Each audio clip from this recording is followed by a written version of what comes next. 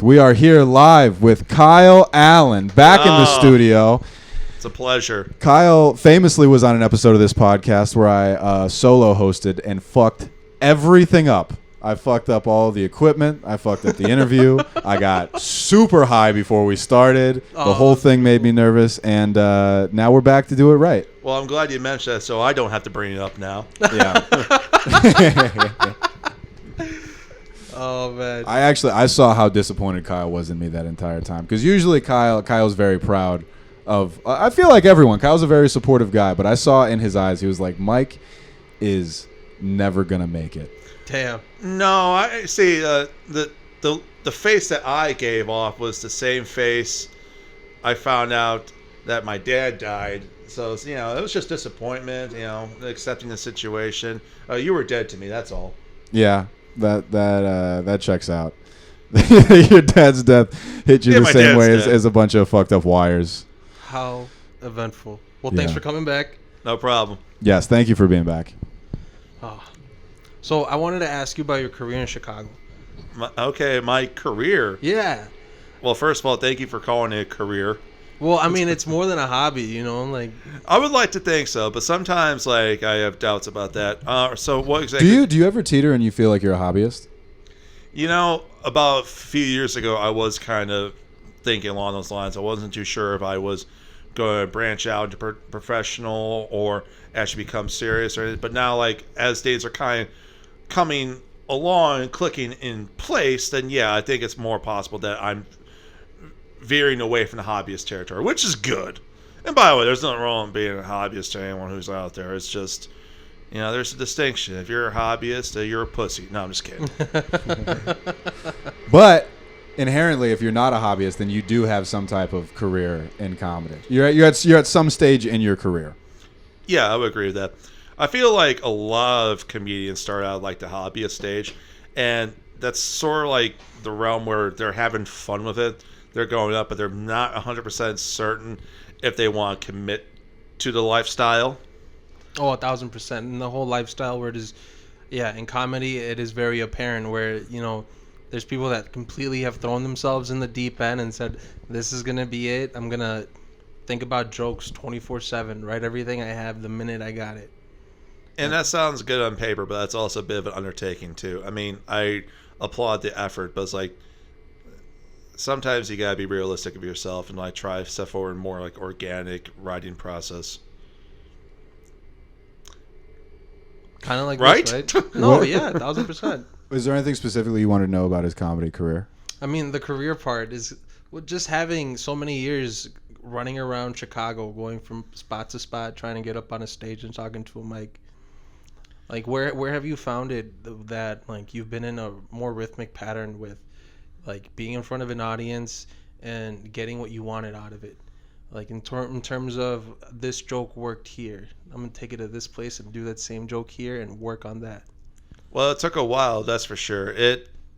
There was many, many years of me just signing up for open mics, whether it be in the Chicago suburbs or up in the Chicago north side, and just eating a bag of dicks.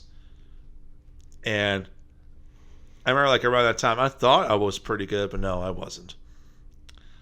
So, yeah, it's just more along the lines that you just got to set for a pattern of keep going up on stage, and then you got to be critical about your progress, and you also had to listen to people who are willing to be honest with you as well.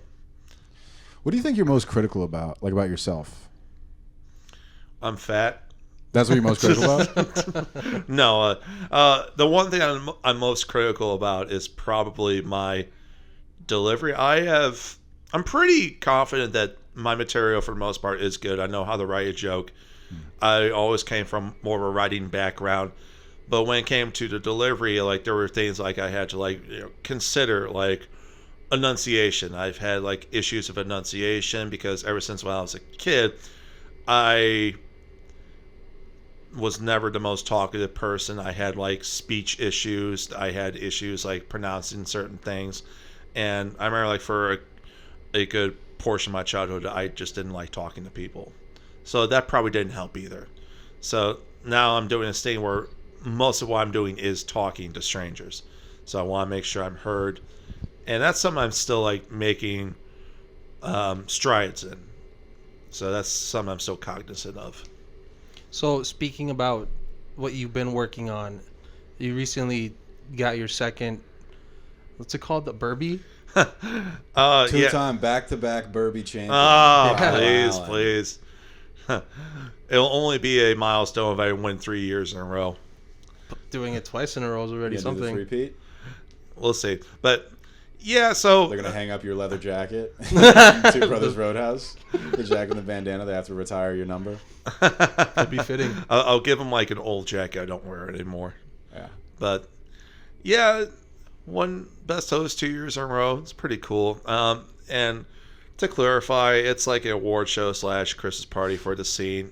It's not like an industry thing. If you guys want to call it industry thing, you guys can. I mean, I'll It's take literally it. there's no comedy industry there, but it's like it's at the end of the year every year. I think after Christmas, right? It's usually the week after Christmas, like the Sunday after Christmas. It's usually before Christmas, actually. Or it's usually the Sunday before Christmas. Yeah. But the Burbies are like the suburban comedy, the Chicago Suburban Comedy Awards show. So it's like this big awards show that the group that runs SNF they put together. Still Not Friday is a show in Aurora. And it's like the Dundies. It's like a big award show. And Kyle won Best Host back-to-back. Well, do you remember your first Burbies? Yeah, the first Burby, that was 2022. That was her best host. No, And- but like the first time that you went to the Burbies. Oh, How long have you been doing it? they've actually been doing it for like close to 10 years. It's just Okay. that around 2020 and 2021, they didn't do it because of the pandemic. Right. So it wasn't until 2022 that they brought it back. Right. But yeah, it's a fun time. It's a good time to get shit-faced. Yeah. Are you proud of your Burbies? I am. I'm proud of the work that I put into getting it, and I had people notice me. So when people notice that I'm putting the work in, that does say a lot, because sometimes I doubt myself. Am I doing enough? But when people actually tell me that I'm doing something right, that always makes me feel good. And what do you think about hosting? Is like, what do you think you put behind the work to host a show, especially one that's in the suburbs compared to Chicago? So it really depends on the type of show we're talking about. If we're talking like a showcase or a show or open mic, there are certain different vibes and that go into each category. But I will break it down in general, saying like the one thing you gotta understand is the show is never about you. And if you want to become a good host, you gotta accept that fact. Now, it may be a blow to one's pride, but that's just 100% what it is. When you're hosting a show, you are just simply there to welcome people into the show, let them know what they're expecting, maybe tell a few jokes. If they like you, great. If they don't really like your material, well, you still got a job to do, and you got to make sure that all the other comics in the show get good sets and people like them. Mm-hmm. So it's a very utilitarian role. It's not the most glamorous thing, that's for sure. What do you think? Because like you say that it's nice to be acknowledged. Like what you like about the Burbies is like you're hard on yourself, and it's nice to be acknowledged for your work. Mm-hmm. And like what do you think led to you getting that recognition? Like what about you as a host do you think won you 2 Burbies? Well, I think the one thing that really helped me was back when I was hosting the open mic at CG's, the mic that you're Where's hosting that? now. Where? CG's Comedy Club in Bolingbrook. CG's Comedy Club in Bolingbrook, Illinois. Yes. Where there's an open Crazy. mic every Thursday at 7:30 p.m. Yes. hosted by Mike Casarez. Go on. Yes. Formerly by me, too. Formerly by award-winning host Kyle Allen. Yes. Thank you. I appreciate that. But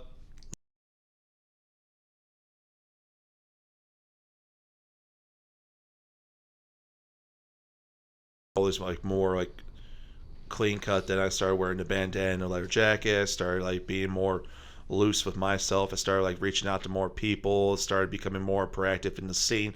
And then with what I was about to say with CG's was the one thing that helped was I got to see and know a new group of comics who were either starting out as CGs or people who are still getting their feet wet, and I like oversaw like their growth, and now I built a connection with them, and I think that kind of helped too because I have a nice amount of people supporting me, and because I support them. Mm-hmm. It's very organic to notice how you're not only given recognition, but you're also giving recognition. Yes, because I was in that position many years ago when I started, where I didn't know what the fuck to do. I didn't know like where I stood in the grand scheme of things or what the hierarchy was. So yeah, I understand like if you're coming into this world, it's scary, it's intimidating. So if I see like a young person who's trying to do this and putting the work in, I will give them the respect and I will listen to them Mm-hmm. because they're trying to do exactly what I did years ago. So, yeah. And I will also say this, like, I don't gain anything from being a dick to people, so why even start? I know, profound. Kyle, what do you want out of life? Ooh, that's a good question. Well, I guess like the most important thing is to get to a position in my life where I feel like I've done exactly what I've wanted to, and I've made a mark where I have positively affected people. Whether it be that I was a funny comedian, or maybe I produced shows and helped other comedians grow. So basically, building a legacy of some kind. I don't know if it's like the perfect legacy, but hey, it's a legacy. I think about that a lot, dude, because like I've been thinking about this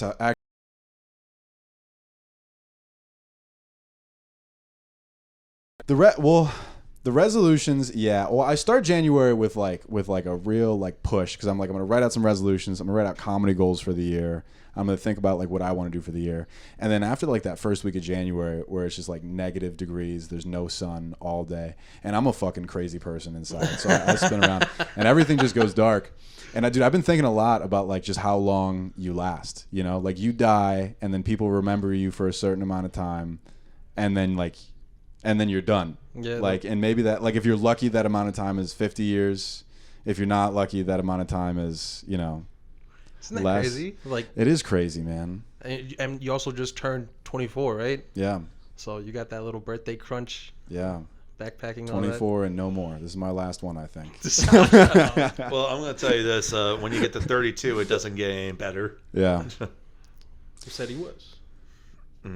Yeah, I don't know. I guess that's why I'm thinking, like, I feel like so much of my life is, or so much of my mental space at least, is me focused on like I want to build a career in comedy, and I also like I want to leave a mark. I want people to remember me for this, and I don't even know who. I don't know who I want to remember me for this. I honestly don't know who I'm performing towards. Like in other art forms, like I don't know.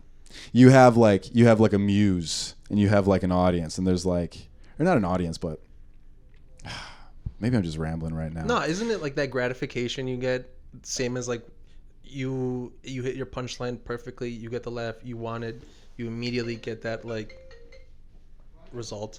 Yeah. Isn't that kind of what you're meaning? I guess, man. I just like I don't know.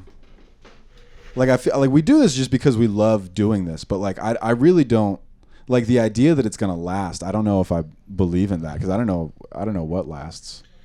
You can't really make long-term plans. I mean, you can try, you can strive for it, but it's like the reality is life is always going to have like another plan on top of what you had going for you. Yeah. Like you never know, because I know like 2015 or 2014, like I never thought I'd be doing comedy. Before I started doing comedy, I wanted to be a musician. Went to music school and all that. Then around music school, me and a couple friends wanted to start writing an internet series, which never came to fruition. And then around that time, I started listening to stand-up comedy. I started like really getting into that. And then before I knew it, I went to my first open mic, and then I did another one right after that. And then I just kept going with it. It's like, you never know. Life is crazy sometimes. full of bullshit most of the time, but crazy. So, yeah. I was gonna ask him who he listened to that like convinced him to get on stage. So my first favorite comedian was George Carlin, and honestly, I still think George Carlin is the greatest comedian of all time. He was the one that made me actually pay attention to stand up, because I would see like stand up specials on Comedy Central like every now and then, like, you know, passing through, watch a few things, and then never really thought too much about it. Carlin was the one where I kept going back to. But I think if there was like one guy who had to really credit for really like opening up the world stand up to me, it was probably like the first time I saw Louis C.K. Because that dick was so great, man. It was like, oh my god, that the pubes, so great. No, but for real, like, of course, this was before like all the stuff with Louis came out, but let's forget about all that. Like 2015 or so, when I saw Louis, like, I understood what he was doing. And one thing I liked about Louis was he was doing what Carlin was doing, but he was also more personable, more vulnerable. He seemed like he didn't just seem like a person who was just giving commentary or making fun of everything. Like, there was a personal side to it. There was a person behind this. I think his pace is so different from Carlin that I think agree. it opens you up to see him more. It does. Like, do you ever listen to Carlin? Yeah. You listen to George Carlin? I've always had a hard time getting into him. I have a couple of his old albums on vinyl. I got into collecting comedy vinyl a couple of years ago. That's dope. It was cool. I really liked it. I should go back to doing that, honestly. But he's just like such a performer. Like, he started out, but he was also a radio guy. So he did like voices and these performances, and his stand-up was like these like long-form monologues, which for me can kind of be tough to engage. Maybe it might be an ADD thing or whatever. But well, it's a different type of comedy. Yeah. Because what Carlin did, especially like in his more later specials, was he was definitely humorist, but he also had a point, and he also was very poignant with his message and commentary. Now, if you want to talk about like really tough to listen to, I would say give Bill Hicks a try, because if you think that Carlin was kind of light in the jokes, Bill Hicks was even more light on the jokes. yeah, I like Bill Hicks. Do you ever feel like you want to be that type of guy in a way? Like, you want to feel like you have something to say? You know, when I started out, I wanted to be a Carlin type, and part of me still wants to, but also like I've kind of matured in a sense, because I think the number one rule of comedy is you have to be funny. Like, having a message or having like some type of commentary, or like having something that people will think about, that's all cool by the end of the day. But if people aren't laughing, you're not doing your fucking job. Mm-hmm. That's just my opinion. Yeah. Yeah, it's interesting. I feel like I started out that way too, where it's like I wanted to feel deep, I wanted to feel smart, and I wanted to feel like I had something to say. And then at some point, maybe like a year in, I made a hard shift where I was like, dude, I just got to learn how to fucking do comedy. Like, I have to learn how to like get on stage and tell a joke and entertain people. But now I feel that creeping back up on me a little bit. Like, I feel like I've started to kind of get good at entertaining, but and we've been talking about this for months, but it's like, I really feel like there's an itch for me to express myself that I'm not necessarily scratching. Yeah, I go for that too. I feel like a lot of us go for that, because we want to do more, and we want to see with what we can say to either express ourselves to the fullest or influence other people to think in a different way. Yeah. And also like if you want to build a career in comedy, like a lot of it has to do with who you are, with like people liking and wanting more of who you are, because there are so many people. Like, the country is honestly flooded with people who could, like, are good comics, who can like entertain a crowd, who can do a spot, they can do 15, they can do 30, they can headline, they can do it well, they do good jokes. But like eventually, like, building a career in comedy is you want to sell tickets. Like, you need to have a following. And really, there are only so many like spots in people's lives for someone who's just like a joke teller or a joke writer, and they want to feel like they're connected to somebody. So I want that from artists. Here's a philosophy that I came up with years ago, and this might be a bitter pill to swallow for.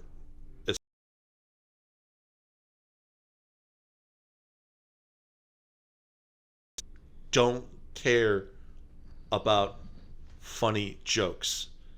They put more stock into funny people. I mean, what I mean is that you could try to be like a joke craftsman and a technician and just keep working jokes, but if you don't have like a persona that has people latching on,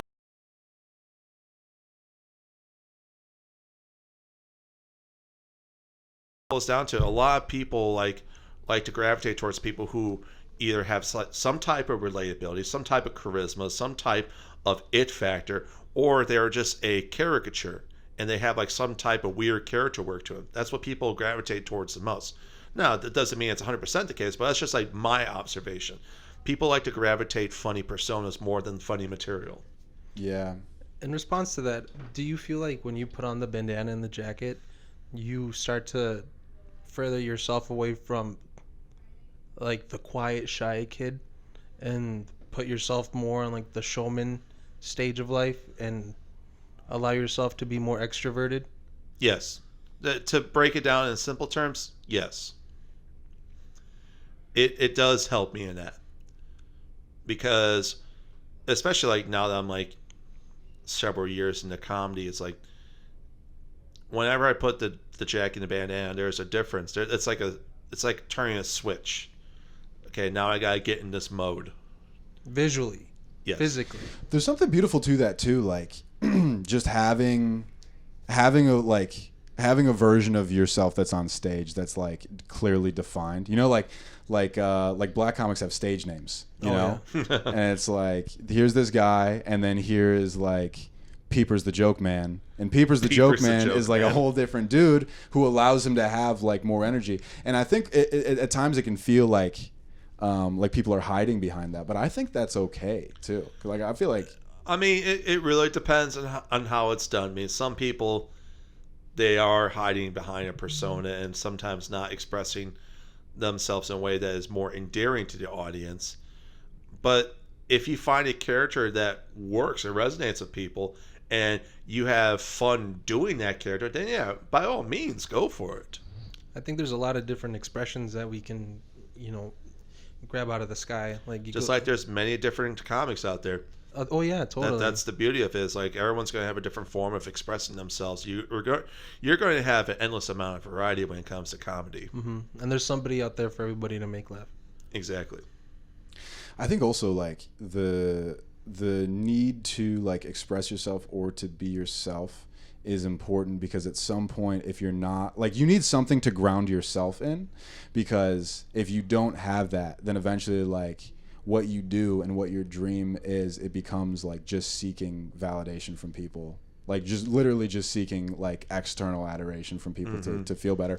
But I wonder if having a stage persona it changes that, because you're like, all right, well this guy, this version of me is on stage and he's seeking validation, you're getting validation, but that doesn't directly define who I am as a person. It's some different Sasson right there, right? That's some different stuff. Yes. What do you guys honestly? What do you guys think it could really be like for somebody to not just have like a different costume on, but like a prop? Mm-hmm. I mean, I don't really like. I guess like I don't really have too much of an opinion about it. Like sometimes I might be a little excessive, but if it works for the person, if it feels like it helps them and propels them to like a different level of performing, then yeah, I'm for it. Do I think it can be a little cringy? Yeah, it depends how it's done and how people go about it. Do you have New Year's resolutions? Do you have goals for yourself in your personal life or for comedy this year? I do, and that is mainly just to like whatever productivity I was doing last year, I'm going to try to double that. So the one thing I'm wanting to do now is I want to produce more shows and trying to get myself out there more, and I want to try to be more active in terms of the production aspect. So that's the one thing I want to do the most. Produce more shows? Yeah. Like long running, like monthly shows?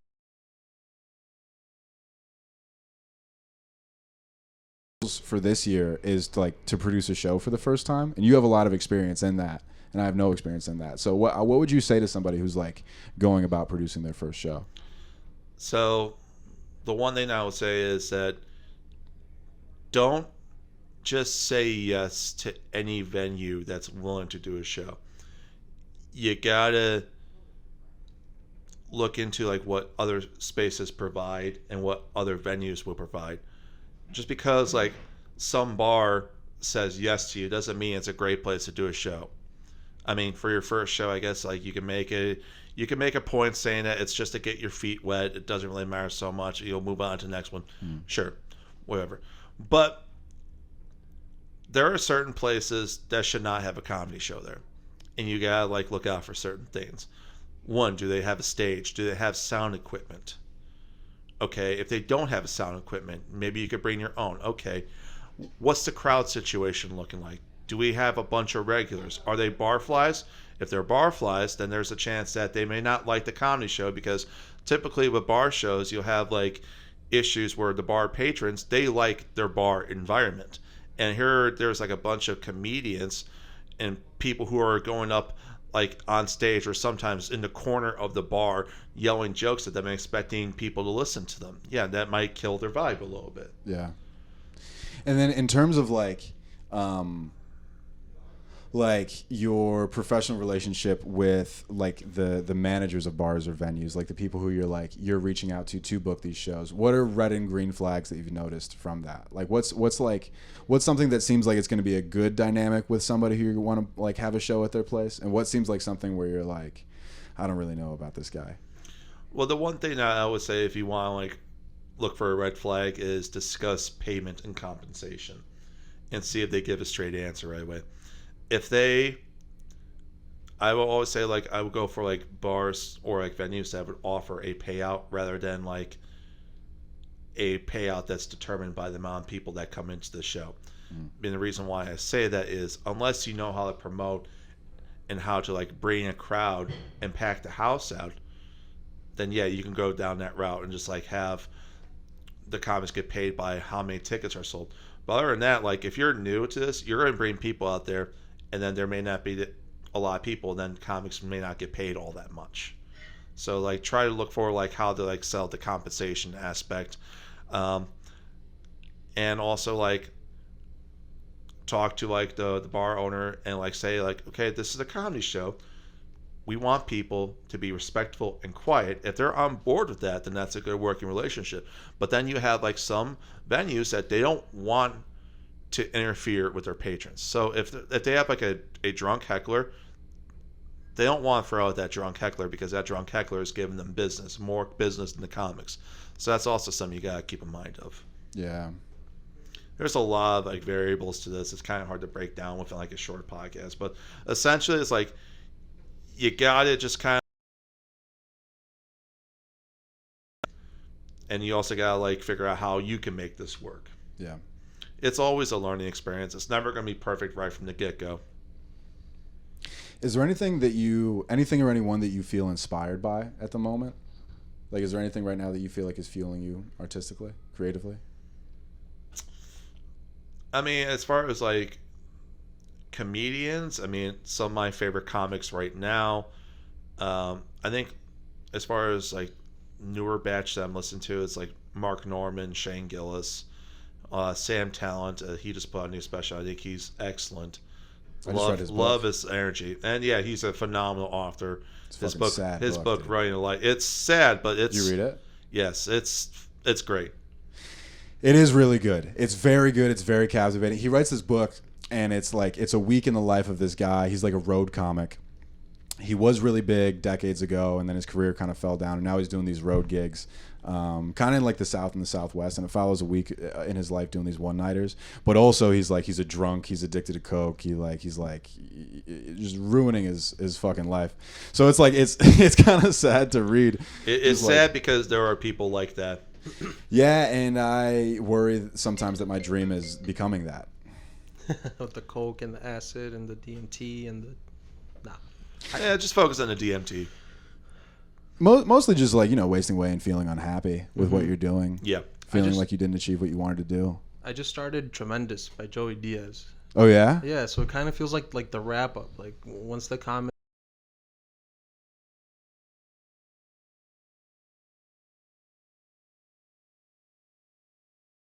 It's very eye opening.